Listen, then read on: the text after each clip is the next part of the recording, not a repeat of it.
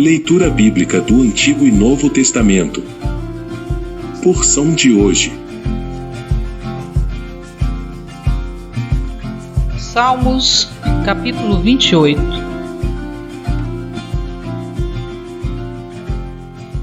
A ti clamo, ó Senhor, rocha minha, não sejas surdo para comigo, para que não suceda, se te calares acerca de mim, seja eu semelhante aos que descem à cova. Ouve minhas vozes súplices, quando a ti clamar por socorro, quando erguer as mãos para o teu santuário. Não me arrastes com os ímpios, com os que praticam a iniquidade, os quais falam de paz para o seu próximo, porém no coração tem perversidade. Paga-lhes segundo as suas obras, segundo a malícia dos seus atos. Dá-lhes conforme a obra de suas mãos, retribui-lhes o que merecem.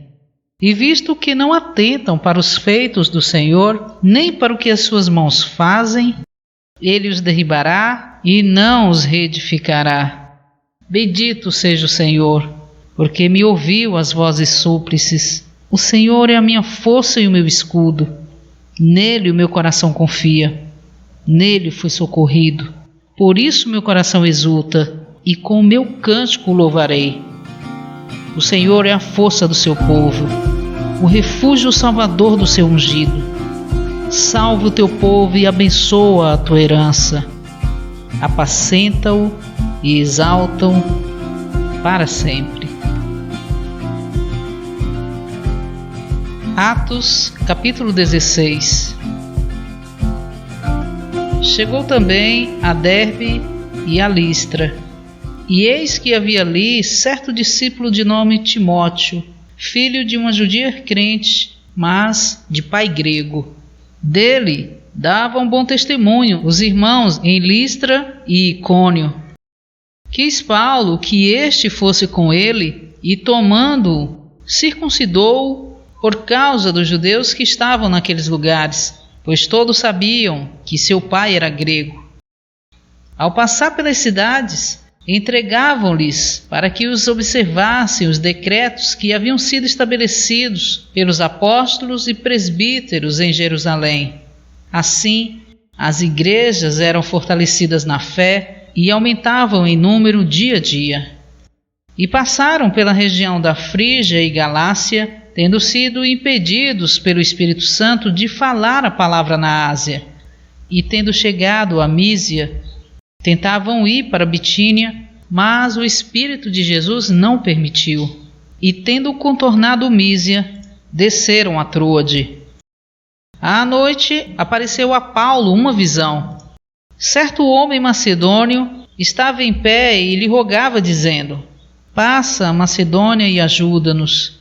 Assim que teve a visão, imediatamente procuramos partir para a Macedônia, concluindo que Deus nos havia chamado para lhes anunciar o Evangelho.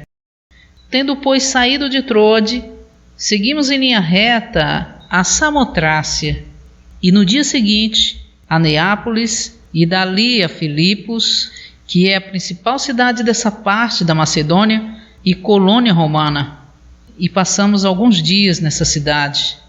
No dia de sábado, saímos pela porta junto ao rio, onde julgávamos haver um lugar de oração, e assentando-nos, falávamos às mulheres que ali se tinham reunido.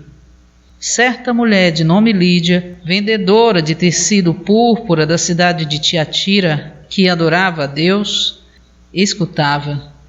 O Senhor lhe abriu o coração para que tivesse atenta às coisas que Paulo dizia. Depois de ser batizada, ela e a sua casa rogou-nos, dizendo: se julgais que eu sou fiel ao Senhor, entrai em minha casa e ali ficai. E nos constrangeu a isso. Aconteceu que, indo nós para o lugar de oração, saiu-nos ao encontro uma jovem escrava que tinha espírito de Pitom, a qual, adivinhando, dava muito lucro aos seus senhores. Então, esta, seguindo a Paulo e a nós, clamava dizendo: estes homens são servos do Deus Altíssimo, que vos anunciam um caminho de salvação. e fazia isso por muitos dias. Mas Paulo, grandemente perturbado, voltando-se, disse ao Espírito: em nome de Jesus Cristo eu te ordeno que saias dela. E ele na mesma hora saiu. Vendo os seus senhores que se lhes havia acabado a esperança de lucro, agarraram Paulo e Silas e os arrastaram para a praça à presença das autoridades. E apresentando-os aos magistrados, disseram: estes homens, sendo judeus, perturbam a nossa cidade e anunciam costumes que não nos é lícito receber nem praticar, porque somos romanos. Levantou-se a multidão unida contra eles e os magistrados. Rasgando-lhes as vestes, mandaram açoitá-los com varas. E, havendo-lhes dado muitos açoites, lançaram-nos na prisão, ordenando ao carcereiro que os guardasse com segurança, o qual, recebendo tal ordem, lançou-os no cárcere interior e lhe prendeu os pés no tronco. Por volta da meia-noite, Paulo e Silas, enquanto oravam, cantavam hinos de louvor a Deus, e os outros presos os escutavam. De repente, sobreveio tamanho terremoto que se abalaram os alicerces da prisão. No mesmo instante abriram-se todas as portas e as correntes de todos se soltaram. Acordando o carcereiro e vendo abertas as portas da prisão, sacou da espada e ia matar-se, supondo que os presos tivessem fugido. Mas Paulo bradou em alta voz, dizendo: não te faças nenhum mal, pois estamos todos aqui. Então o carcereiro, tendo pedido luzes, correu para dentro e, trêmulo, prostrou-se diante de Paulo e Silas. E, trazendo-os para fora, disse: senhores, que devo fazer para ser salvo? Responderam eles: crer no Senhor Jesus e serás salvo tu e a tua casa. E, tomando-os consigo, naquela mesma hora da noite, lavou-lhes as feridas, e imediatamente foi batizado ele e todos os seus. Então, fazendo-os subir à sua casa, pôs-lhes à mesa e exultou por ter crido em Deus com toda a sua casa.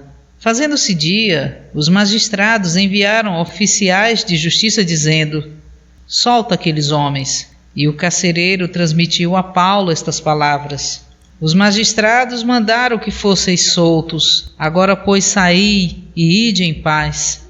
Paulo, porém, lhes disse: açoitaram-nos publicamente, sem sermos condenados, sendo nós homens romanos, e lançaram-nos na prisão. E agora, às ocultas, lançam-nos fora? De modo algum, mas venham eles mesmos e nos conduzam para fora.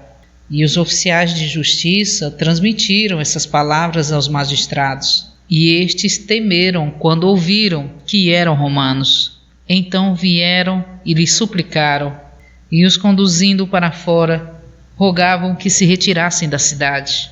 E saindo da prisão, entraram na casa de Lídia, e vendo os irmãos os exortaram, e depois partiram.